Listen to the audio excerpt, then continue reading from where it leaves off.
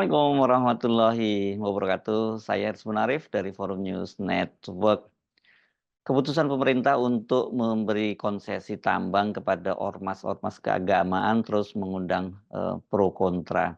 Ternyata tidak semua bersemangat ya, bahkan ada juga yang sudah nganggap bahwa ya nggak ada gunanya lah ini karena pasti banyak mudarat daripada manfaatnya begitu. Dan ini, salah satunya adalah mantan ketua, PP Muhammadiyah Profesor Din Samsudin yang mendesak agar, Muhammadiyah menolak saja pemberian, tambang itu. Karena dia menduga juga itu bisa jadi semacam jebakan politik. Sementara, ini Kongres, Wali Gereja Indonesia ketuanya yakni Kardinal Ignatius Suharyo dengan tegas menyatakan mereka tidak akan mengambil ya jatah atau jatah terhadap lahan konsesi itu karena kata dia itu bukan bidang wilayah dia begitu ya. Sementara PGI agak berbeda lagi ini yang kalau KWI kan Katolik sementara PGI dari Kristen yakni Persekutuan Gereja Indonesia Pendeta Gumar Gultom menyambut baik itu keputusan pemerintah itu. Dan tapi sejauh ini dari semua ormas keagamaan yang, mendapat jatah itu, baru, PBNU atau Pengurus Besar Nahdlatul Ulama yang, mengajukan izinnya dan seperti dikatakan oleh, Menteri PKPM Bahlil Lahadalia itu kan, eee, pemerintah akan segera menerbitkan, izin, usaha pertambangan untuk, wilayah khusus ini ya. Ini menarik apa yang disampaikan oleh, Profesor Din Samsudin karena di Muhammadiyah sendiri sampai sekarang itu memang belum memutuskan apakah mereka akan mengambil atau tidak. Tetapi kalau kita menyimak pernyataan dari beberapa tokohnya itu ya ada yang, mendorong, ada yang bersemangat untuk mengambil, ada yang ya wait and see. Tapi satu hal yang jelas sampai sekarang Muhammadiyah belum mengambil keputusan. Nah, ini yang disampaikan oleh Profesor Din Samsudin, ini sangat menarik ya karena, dia ini sekarang jabatannya sih Ketua Pimpinan Ranting Muhammadiyah Pondok Labu. Tapi harus, diingat bahwa, beliau itu pernah menjadi Ketua PP Muhammadiyah sampai 2 periode ya malahan ya.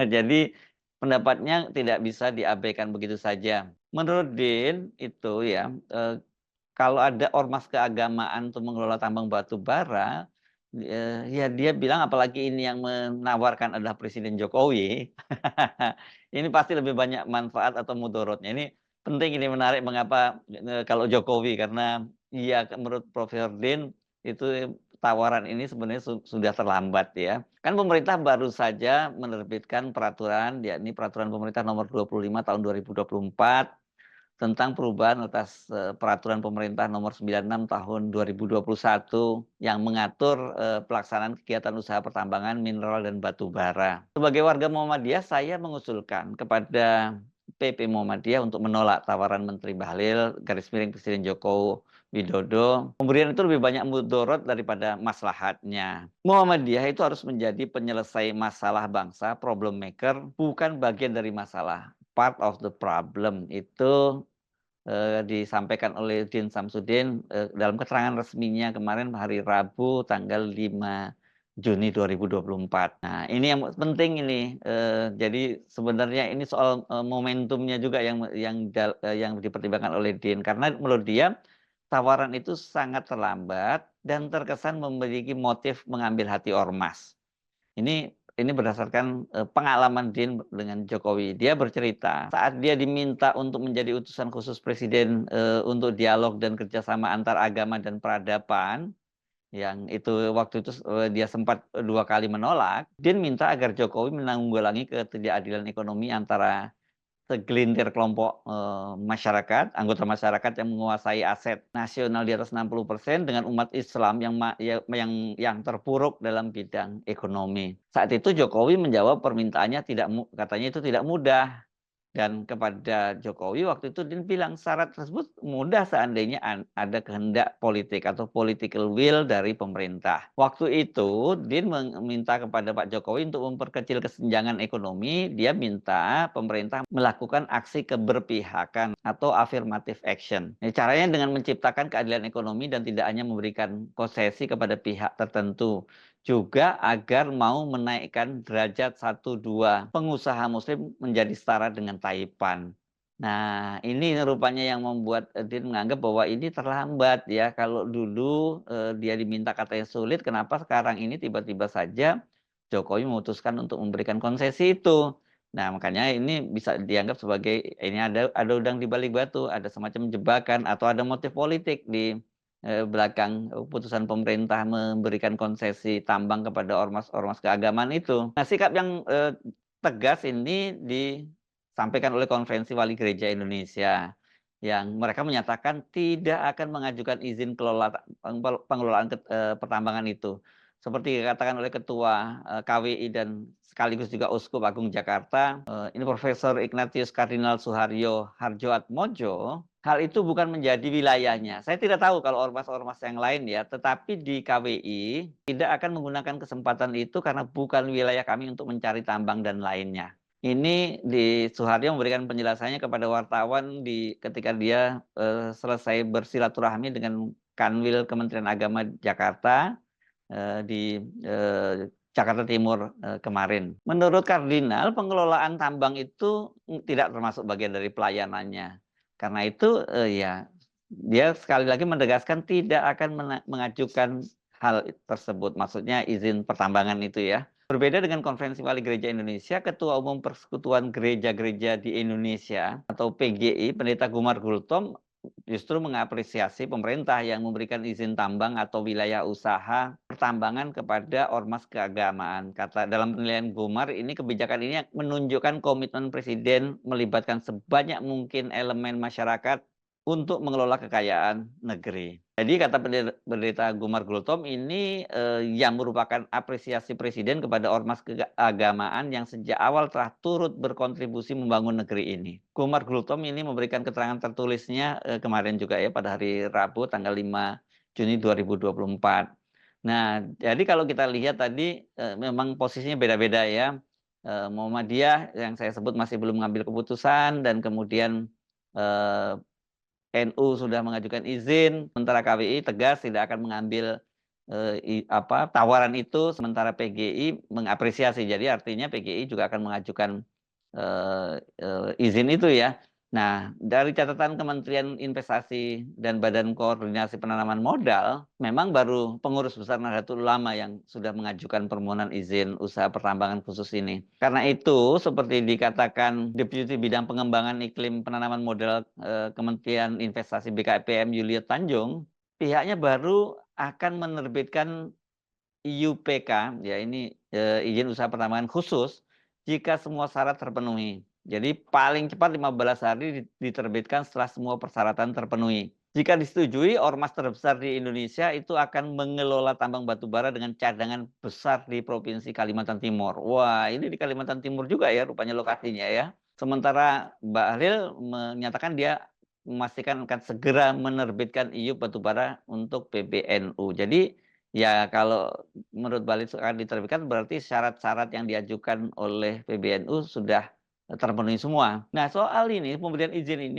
memang menyulut kontroversi. Banyak sekali yang mempersoalkan dan mengkhawatirkan. Kalau saya membaginya ada setidaknya ada dua pandangan gitu. Satu pandangan yang sepakat karena menganggap bahwa ya ini waktunya untuk ormas-ormas keagamaan juga mendapatkan, semacam konsesi yang sama, seperti juga badan-badan usaha lain. Apalagi kan kalau mereka ini ormas-ormas keagamaan ini kan langsung jelas ini urusannya tidak ada berkaitannya dengan bisnis, tapi ini lebih pada bagaimana kemudian mereka mensejahterakan umatnya gitu dengan memiliki lahan pertambangan ini. Pemikiran-pemikiran seperti itu juga, berkembang begitu. Tapi ada yang juga menolaknya, tetapi dengan tidak menyebutkan alasan seperti KWI tadi, tapi ada juga yang melihat ini, merupakan, jebakan politik itu seperti Profesor Din Samsudin dan kalau, di kalangan, publik para pengamat itu kebanyakan satu mereka juga mempertanyakan apa maksud dibalik pemberian izin ini, yang kedua tentu bagaimana cara pengelolaannya nantinya begitu ya. Kan mereka ini tentu saja tidak punya pengalaman di bisnis pertambangan dan kita tahu bisnis pertambangan ini itu juga penuh mafia ya mulai dari hulu sampai hilir kan. Jadi ini dunia yang barulah katakanlah bagi, ormas-ormas, keagamaan dan jangan sampai kemudian mereka terjebak dalam permainan-permainan di lapangan yang kemudian ini bisa ya menurunkan derajat dan citra daripada ormas keagamaan itu. Karena mereka kemudian juga ikut bermain seperti yang dilakukan oleh para pemain-pemain tambang di lapangan. Yang lebih mengerikan lagi kalau kemudian mereka juga ikut merusak lingkungan dan kemudian juga untuk mendapatkan lahan itu kan harus melakukan intimidasi terhadap warga. Karena kan biasanya namanya IUP itu walaupun sudah izinnya sudah diberikan, tapi di atas lahan izin tadi itu biasanya banyak sekali warga yang ada tinggal di situ, dan ini yang sering menimbulkan konflik antara pengusaha tambang dengan para penduduk setempat begitu, terutama juga warga-warga asli setempat. Nah, kalau kemudian ormas keagamaan mendapatkan lahan semacam itu, apakah mereka juga akan menempuh cara yang sama seperti yang dilakukan oleh para pengusaha pertambangan menggusurnya itu? Itu yang jadi catatan-catatan. Dan apalagi kemudian ketika soal ini dipertanyakan kepada Bahlil bahwa kan mereka ini banyak sekali ormas-ormas keagamaan yang semua tidak punya pengalaman dan pengelolaan tambang. Pada waktu itu Bahlil menyatakan bahwa nanti akan dicarikan partnernya begitu ya, karena kata dia semua perusahaan tambang yang juga seperti itu, mereka yang pemilik IUP izin usaha pertambangan ini tidak mengerjakan sendiri, tetapi mereka bekerja sama dengan kontraktor-kontraktor. Nah, soal inilah yang kemudian malah menimbulkan pertanyaan. Dengan begitu jangan-jangan ini merupakan siasat dari Bahlil untuk untuk membagi-bagikan IUP kepada ormas itu, tapi sebenarnya kemudian pengelolaan sepenuhnya itu ya akan dilakukan oleh kroni-kroninya Bahlil. Jadi ormas keagamaan ini hanya semacam kamuflase saja. Mereka betul nantinya akan mendapat manfaat juga, manfaat finansial dari tambang-tambang itu, tapi tentu tidak sebesar yang seperti dibayangkan. Kalau seperti terjadi semacam ini ya kemudian ada moral hazard lagi. Nah, ini saya kira bukan hanya kecurigaan kosong dari publik, karena pada waktu rencana pemberian izin tambang untuk ormas keagamaan itu diusulkan oleh Bahlil dalam rapat kabinet, kan sempat muncul perdebatan yang sangat keras dengan Pak Luhut Panjaitan, Menteri Menko Marinvest ya, artinya Menteri Koordinator yang membawahi soal investasi juga. Saya membaca investigasi di majalah Tempo beberapa waktu yang lalu. Keberatannya Pak Luhut itu adalah bahwa pemberian konsesi itu bertentangan dengan Undang-Undang Minerba. Artinya ada yang ditabrak dari undang-undang itu, dan kemudian dia juga mengkhawatirkan kalau kemudian diberikan izin semacam itu, maka kemungkinan besar ormas-ormas juga akan berlomba-lomba mengajukan permohonan IUP, dan misalnya ketika sudah ada satu ormas saja yang mendapatkannya. Tapi sekarang ini yang sudah dipastikan mendapatkan kan NU ya. Saya kira jadi yang nanti akan berlomba-lomba sementara itu adalah ormas keagamaan. Tetapi seperti tadi kita sebut petanya, Muhammadiyah masih wait and see, kemudian Konferensi Wali Gereja Indonesia memutuskan tidak akan mengambil, kemudian Persekutuan Gereja-Gereja menyambut positif, dan hanya baru NU yang mendapatkannya. Ini jadi belum ada ormas secara umum ya, baru ormas keagamaan. Dan pada waktu itu selain kekhawatiran ormas-ormas ini akan berlomba-lomba, Luhut juga dikabarkan dia menuding Bahlil mempunyai konflik kepentingan dalam pemberian wilayah izin usaha pertambangan khusus untuk ormas itu. Dan kemudian Pak Luhut waktu itu juga menyinggung soal permasalahan pencabutan IUP yang sempat ramai menyeret nama Bahlil. Tentu Anda masih ingat ya, beberapa waktu yang lalu itu Bahlil itu atau orang-orang Bahlil itu dituding dia memperjualbelikan izin usaha pertambangan yang dicabut, karena sebagai ketua Satgas untuk penertiban investasi dan pertambangan itu pada waktu itu Bahlil mencabut ribuan IUP, dan kemudian dia timnya gitu disebut-sebut memperdagangkan IUP itu jika ingin dihidupkan kembali dengan angka yang cukup signifikan sampai miliaran gitu. Dan waktu itu dikabarkannya rumornya bahwa uang dari hasil menghidupkan IUP itu kemudian digunakan untuk ikut membiayai kampanye paslon 02 pada Pilpres. Tapi sampai sekarang kan kemudian kita tidak tahu kelanjutan kasusnya seperti apa. Yang jelas dalam pemberian izin usaha pertambangan untuk ormas ini ya mereka itu akan mendapatkan wilayah-wilayah izin usaha pertambangan khususnya itu di lokasi yang dulunya sempat dicabut oleh Bahlil karena tidak produktif ya. Jadi mereka mendapat izin usaha pertambangan IUP tapi kemudian tidak digarap-garap gitu. Nah, menyikapi pro kontra itu kemarin ketika seusai meninjau lokasi itu persiapan peringatan 17 Agustus di Ibu Kota Negara Baru, Presiden Jokowi ketika ditanya oleh wartawan, dia menegaskan bahwa yang diberi izin itu bukan ormas keagamaannya, tapi badan usaha dari ormas keagamaan itu. Soal ini Pak, tambang di ormas boleh ormas boleh apa Pak mendapatkan izin pengelolaan? Yang diberikan itu adalah sekali lagi badan-badan usaha yang ada di ormas. Persyaratannya juga sangat ketat. Baik itu diberikan pada koperasi yang ada di ormas maupun mungkin PT dan lain-lainnya. Jadi badan usahanya yang diberi,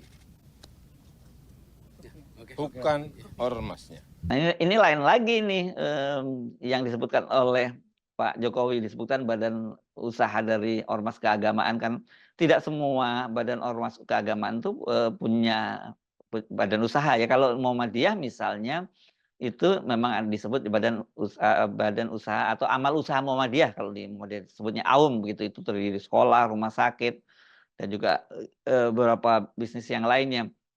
Tapi saya tidak tahu kalau ormas yang lain apakah punya lembaga resmi semacam itu. Tetapi yang jelas kalau asosiasi pengusahanya gitu ya, misalnya NU itu punya. Saya tidak tahu kalau KBI dan PGI apakah punya atau tidak. Nah, ini kalau kemudian aturannya semacam itu, tentu tidak semua ormas keagamaan juga bisa mengajukan ya, karena tidak semua ormas keagamaan seperti kata Ketua Umum KWI tadi, Pendeta Ignatius Suharyo tadi, ini bukan masuk wilayah pelayanan mereka. Jadi saya kira ya ini nanti ya soal pemberian lahan tambang, konsesi tambang dari Presiden Jokowi kepada ormas-ormas Islam itu sampai Pak Jokowi nanti lengser, itu saya kira ini belum akan selesai. Setidaknya mungkin yang baru akan dapat itu NU. Sementara yang lainnya seperti Muhammadiyah kan seperti dikatakan oleh sekretaris umumnya yakni Profesor Abdul Muti menyatakan bahwa mereka itu sampai sekarang itu mereka belum memutuskan apakah mau ambil atau tidak, masih berlangsung terus diskusi-diskusinya, masih tarik tambang kata Profesor Abdul Muti. Kemudian soal tambang, ini yang juga rame. Seminggu terakhir, 2 minggu terakhir malah saya tuh ditanya terus banyak wartawan soal tambang untuk ormas. Sampai tadi menjelang ke sini Pak, salah satu TV itu agak memaksa saya zoom soal tambang. Padahal saya selalu menghindar kalau ditanya soal tambang itu. Ketika peraturan pemerintahnya belum keluar, saya akan berikan tanggapan, kan belum ada ketentuannya. Sekarang ketentuannya sudah ada. Dan saya lihat di pasal 83A dan seterusnya itu ada yang menyebutkan untuk kesejahteraan ormas dapat mengelola tambang dengan mitranya. Itu ada di pasal 83A. Saya ditanya oleh wartawan bagaimana tanggapan Muhammadiyah. Saya jawab itu urusan pemerintah. Selama ini belum pernah ada pembicaraan pemerintah dengan Muhammadiyah soal tambang, dan belum juga ada tawaran pemerintah kepada Muhammadiyah soal tambang. Jadi jawaban saya seperti tarik tambang itu. Saya tarik ulur saja sampai betul-betul pemerintah itu bicara kepada Muhammadiyah. Wartawan tanya lagi, kalau nanti Muhammadiyah ditawari bagaimana Pak? Jawab saya ada 2. Jawaban pertama, dibahas di pleno PP Muhammadiyah. Ada juga yang saya jawab, saya tidak mau berandai-andai karena sekarang juga belum ada tawaran untuk Muhammadiyah. Nah, karena itu soal tambang Bapak Ibu sekalian, ya kita menunggu saja Pak Bahlil ini serius apa tidak. Yang kedua, nanti akan kita kaji tambangnya itu di mana. Batu baranya masih ada apa tidak? Jangan-jangan tinggal batu neraka. Ada batunya tapi baranya tidak ada gitu. Oleh karena itu, Bapak Ibu sekalian, tidak usah berpikir macam-macam kepada PP Muhammadiyah, tapi seandainya jika apabila pemerintah kemudian datang, Muhammadiyah juga tetap akan mengkaji dengan seksama. Karena apa? Ya insya Allah tanpa dibantu tambang pun juga Muhammadiyah sudah bisa mandiri sebagai organisasi. Jadi kalau lihat prosesnya walaupun sangat cepat, tetapi sekarang ini bagaimanapun juga kan pemerintah sekarang ini disibukkan dengan agenda-agenda khusus menjelang pergantian kekuasaan atau serah terima kekuasaan dari Presiden Jokowi kepada Presiden Prabowo pada 20 Oktober nanti. Sementara Pak Jokowi sendiri kelihatannya konsentrasinya juga ingin mengebut pembangunan IKN setidak-tidaknya ya bisa digunakan untuk peringatan HUT kemerdekaan RI 17 Agustus nanti, walaupun setelah itu ya semua diboyong kembali ke Jakarta. Ini banyak sekali PR yang sekarang ini ditinggalkan oleh Pak Jokowi kepada Presiden Prabowo ya. Kalau cuma PR pekerjaan rumahnya itu berkaitan dengan proyek-proyek saja, tapi kemudian dananya tersedia, ya saya kira nggak jadi masalah. Tetapi ini banyak sekali proyek-proyek warisan Pak Jokowi yang harus diselesaikan, sementara APBN-nya defisit. Ya ini warisan yang diterima oleh Pak Prabowo dari Pak Jokowi itu bukan warisan yang menyenangkan. Biasanya orang kalau menerima warisan itu kan menyenangkan, tinggal bagi-bagi di antara para ahli waris. Dalam kasus ini saya kira dalam kasus Pak Prabowo tidak ada satupun ahli waris yang mau dibagi-bagi karena ya, warisan yang ditinggalkan oleh Pak Jokowi adalah beban berat berupa utang yang sangat besar dari negara. Saya Eds Munarif dari Forum News Network. Sampai jumpa lagi. Assalamualaikum warahmatullahi wabarakatuh.